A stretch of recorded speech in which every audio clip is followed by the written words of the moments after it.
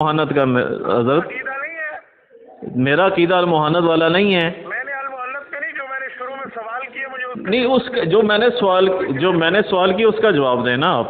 حضرت آپ کے سوال کا جواب میرے سوال کے جواب میں ہے. نہیں کیسے ہے؟ آپ پہلے جواب دیں. مفند المفند کے ایک نظریے کو ڈیفینڈ کرنا مفتی عبدالواحد قریشی کی ذمہ داری ہے. قرآن سے پیش کرنا ہے، صحیح حدیث سے پیش کریں. میں شریعت سے ثابت کروں گا، نہ کروں آپ میری بھویں کٹا دینا. نہیں میں ایسا نہیں ہوں کٹانے والا. میں listen to me sir listen to me. First of all میں نے آپ سے کوشچن کیا، اس کا جواب دینا. نہیں یوں بات نہیں چلے گی. کیسے نہیں چلے گی؟ ظاہر ہے قرآن، پہلے قرآن کو چھوڑ دیں ہم. اضافت فرمائی کیوں ہے؟ قرآن کو چھوڑ دیں ہم نظریہ ہے یا صحیح حدیث کو چھوڑ دیں. عقائد ثابت ہوتے ہیں. دیکھیں حدیث متواترہ دیکھیں اجماع کو چھوڑ دیا ہے اجماع امت کیسی ہے؟ کہ جب عقائد قرآن سے ثابت ہیں. اجماع امت نہیں ہے. ابن تیمیہ رحمۃ اللہ علیہ، ابن قیم رحمۃ اللہ علیہ اس عقیدے کے خلاف ہے میرے بھائی. تو پہلے قرآن کی آیت پیش کر دیں. آپ کو کیا مسئلہ ہے؟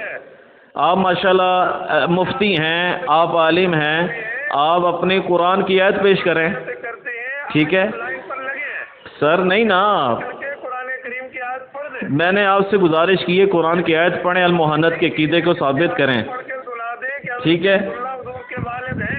آپ اس طرف لے کر جا رہے ہیں نا بات، مگر آپ قرآن کی آیت ہی پڑھ رہے ہیں نا.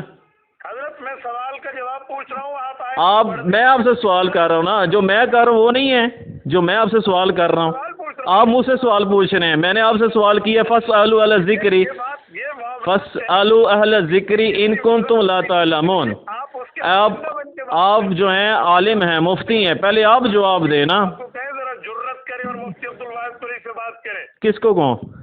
آپ اپنے انجینئر کو کہیں. انجینئر صاحب کو چھوڑیں. انجینئر صاحب کو میں نہیں مانتا. میں مانوں گا قرآن اور صحیح حدیث کو.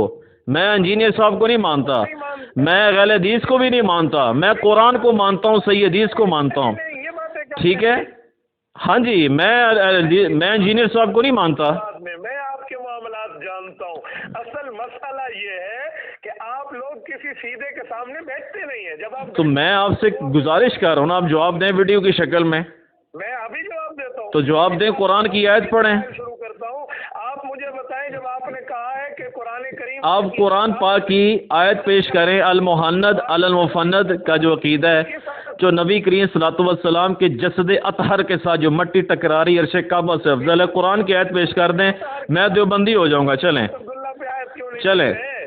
عبداللہ رضی اللہ عنہ کی ادھر آگے. بھائی وہ فروعی مسئلہ ہے، یہ عقیدے کا مسئلہ ہے. یہ کیسی بات ہے؟ بجان ہے. دیکھیں اصول الدین، اصول کا مسئلہ ہے، اصول سے نہ ہٹیں. والد مکرم امام ماتوریدی جن کی آپ عقائد پر سنیں میری بات، جن کی آپ عقائد پر تقلید کرتے ہیں، امام ماتوریدی، ان سے آپ جواب دے دیں قرآن کی. حنیفہ کا نمبر بعد ٹھیک ہے. رسول اللہ کے ابا نبی کریم صلی اللہ علیہ وسلم حضرت جی نہیں the damage has been done, تو پھر ہو گیا نا، پھر ہم یہی کہیں گے. نہیں مفتی صاحب نہیں. آپ ہمارے بھائی ہیں، آپ ہمارے دوست ہیں، مگر آپ قرآن کی آیت نہیں پیش کر سکے. کہتے ہیں یہ مرزا صاحب ٹھیک ہے.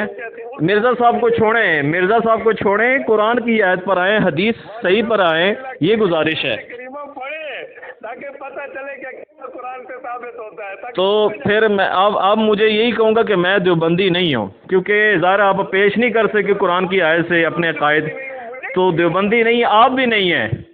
آپ بھی اب دیوبندی نہیں ہیں. فرق پڑتا ہے، 10 لاکھ فرق بھی نہیں پڑتے. ایک 20 آپ دیوبندی نہیں ہیں، کیونکہ آپ نے قرآن کی آیت نہیں پیش کی. جمیل کے پاس لے جانے پہ تکڑے ہیں. طارق جمیل صاحب تو نہیں. آپ میری بات نہیں سنیں.